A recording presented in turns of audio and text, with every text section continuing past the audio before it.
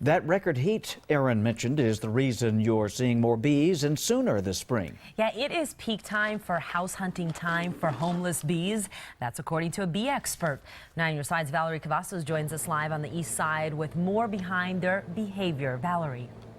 Yeah, they're out here looking in any neighborhood, and they're not coming in swarms to hunt for a home. A bee works alone, and if you know what to look for, you might save yourself from getting stung, so to speak.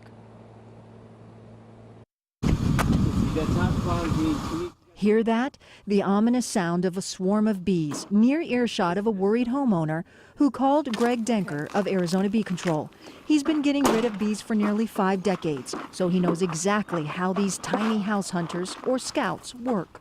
See that it's really tight, no chance of a bee getting in there. But then again, sometimes there will be a space like this where bees can get in, and it looks like this would be a hollow area. A cavity the scouts would check out several times, walking a couple hundred feet each visit. How big is it? They measure it top to bottom, left to right, front to back. It may hop from place to place inside there and fly a few feet if they think that it's unobstructed in there.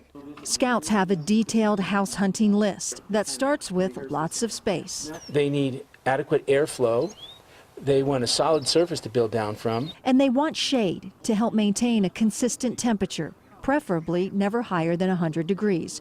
And when they find a place, they convince the colony to consider it by doing a jig, a waggle dance. The waggle dance goes like this. They go up, they wiggle straight up like this, that means it's toward the sun. Then they don't wiggle as they come back around like this. So if they just do a few waggle dances, means they kind of lukewarm about a given prospect.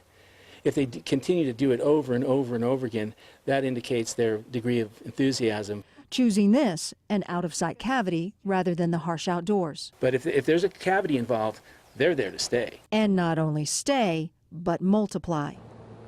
So how can you spot a scout? Well, their flight is different. If they're not a scout, they're zipping around your house, in and out. But if they are a scout, they're slower and they fly in more of a circular motion, especially in a certain area.